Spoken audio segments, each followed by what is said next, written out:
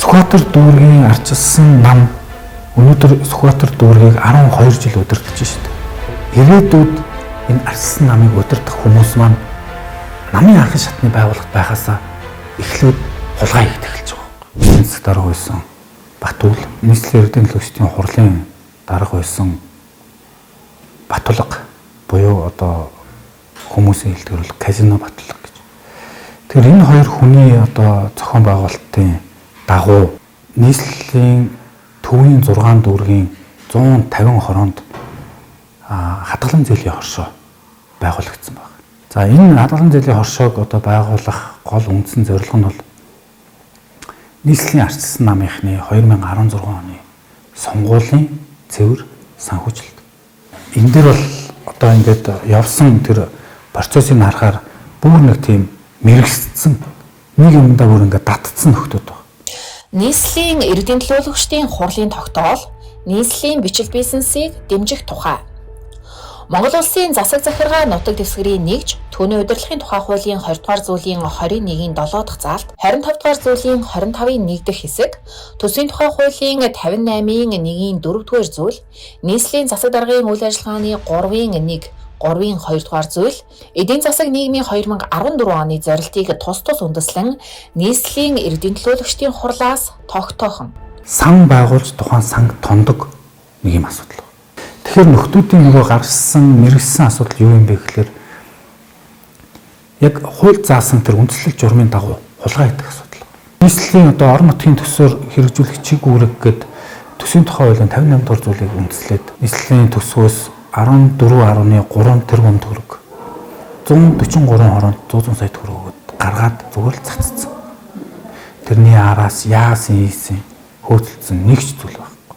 Зүгээр 16 оны сонгуульд ахиж ялахын тулд энэ 14.3 тэрбум төгрөгийг хууль заасны дагуу гаргаад хуулийн дагуу буюу цэвэрхэн харагдуулж нөгөө намын анхны шатны байгууллага санхүүжүүлсэн асуудал. Тэгэд энийг нэрлэхдээ төслийн хадгалан зээлийн хоршоо гэдэг нэртэй юм байна.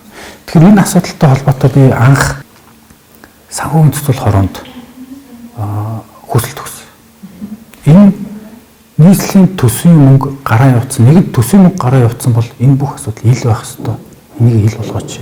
Одоо ер нь энэ 143 хоршооноос яг үйл ажиллагаа явуулж байгаа хоршоонууд байна уу? Яг уу санхүүгийн төсөл хорооны өгсөн мэдээллийн дагуу бол би зөвхөн Сүхбаатар дүүргийн хэмжээнд байгуулагдсан 20 хадгалан зээлийн хоршоог судалж үзсэн.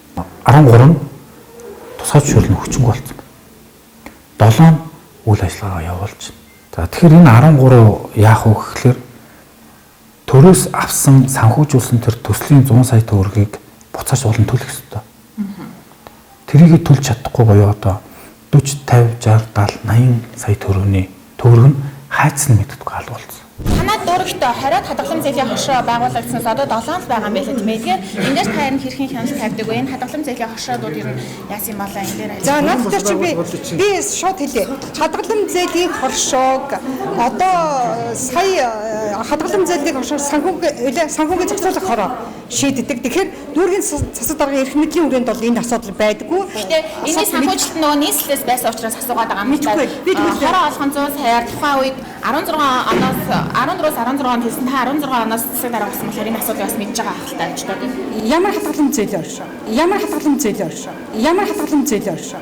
Нийслэлийн бичил бизнесийг дэмжих сан гэж байгуулагдаад 14-с 16 оны хооронд тэрний дагуу хороо олгон дээр би энэ хадгалан зээлийн хоршоо байгуулагдав. Би энэ дээр ямар ч надад мэдэгдэх юм байхгүй. Яг л миний надад тоо холбоотой чиг үүргийн хувьд бол тийм байхгүй учраас би энэ дээр хариулт чадахгүй. За хамгийн харамсалтай нь энэ Сүхбаатар дүүргийн хэмжээнд байгаа 20 хадгалан зээлийн хоршооны үүсгэн байгуулагч нар нь Сүхбаатар дүүргийн арчилсан намын одоо анхны шатны нэгж буюу үүр дээр өгдөг гişүүд. Өөрөөр хэлбэл одоогийн Сүхбаатар дүүргийн эрдэнэ төлөөлөгчдийн хуралд сууж байна. За энэ хүмүүс яагаад хариуцлага хүлээдэг вэ? Ёс зүйн хувьд, эдийн засгийн хувьд. Энэ хүмүүс нь дүүргийн иргэдийн хуралд ороо сонгогдоод явж байдаг.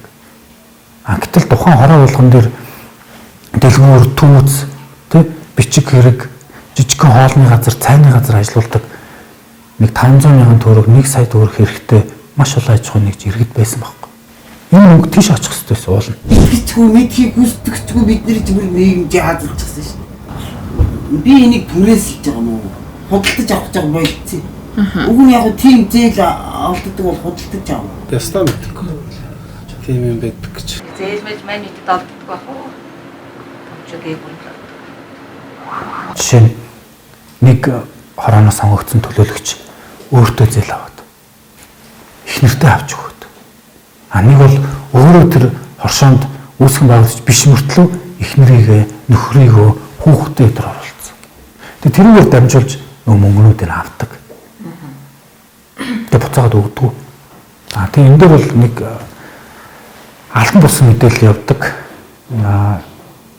Тухайн үеийн нийслэлийн удирдлагууд Батуулга нар бол энэ 143 хороонд өгсөн 14.3 тэрбум төгрөгийг буцааж авахгүй. Хамгийн гол нь 16-нд ялах хэрэгтэй. Ялчвал дахиад 100 сая гэж. Зарим энэ хадгалан зээлийн хоршоог үүсгэн байгуулсан арчилсан намын үүрийн дарга нар гадаад руу гараад цугтсан. Ерөөсөө нэг иймэрхүү эмгэнэлтэй ийм дүр зураг байж идэг. За тухайн үед үеийн 16 онд нэг иймэрхүү нэг сан байгуулагдаад 15 жил өгжсэн гэдэг нэг ийм мэдээлэл байдаг. Энэ бол надад ямар ч чиг үүрэгт байхгүй учраас би энийг хариуцах ямар ч боломж байхгүй. Ихэнх нийслэлийн намын үүр нь одоо бас яг тэр тэгвэл мэдхгүй. Надад хариулт байхгүй байгаа учраас би мэдэхгүй байгаа учраас миний чиг үүрэгт байхгүй учраас надад хариулт байхгүй. Тэр мэддэг хариулдаг хүмүүсээс нийслэлээс очиж асуу. Гишүүн намын одоо гишүүнчлэлтэй хүн бол ийм мөнгө төгрөгтэй холбоотой орох ёсгүй байхгүй. Намын дарга нь Ган Төмөр, нийслэлийн дарга нь Бацогт, дүүргийн дарга нь Болормоо. Эдгээр өнөөдөр намын гишүүдийн дотоод асуудлыг ерөөс ярихгүй шүү дээ. Энэ идэж уусан асуудлыг. Тэнд их гоё юм яриад байдаг. Гэтэл яг жинхэнэ өөрсдөө залгамжлах нөгөө гишүүд нь бүр хулгайч болоод мэрэгсдсэн. Тэднийг хулгайч болоод ингэ бэлтцсэн байна. Тэр хүмүүс гараад ирвэл яах вэ?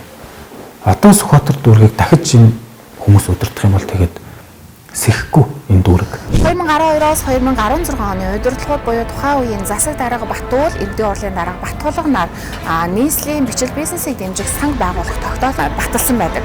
Энэхүү тогтоолын дагуу нийслэлийн бичил бизнес эрхлэгчдийг дэмжих зорилгоор хороо олгонд бичил бизнесийг дэмжих хадгалан зээлийн хоршоо байгуулагдсан. Хоршооны дүрмийн сан 100 сая төгрөгтэй. Энэхүү одоо 100 сая төгрөгийг тухайн хороонд үйл ажиллагаа эрхэлж байгаа бичил бизнес эрхлэгчид хүртэх эрхтэй. Гисэн авч одоо тэрхүү сангийн дийлэнх нь үгүй болсон бөгөөд хороодод үйл ажиллагаа явуулж байгаа бичил бизнес эрхлэгчид өөрсдөд нь ийм боломж байгаад огт мэдэхгүй байна.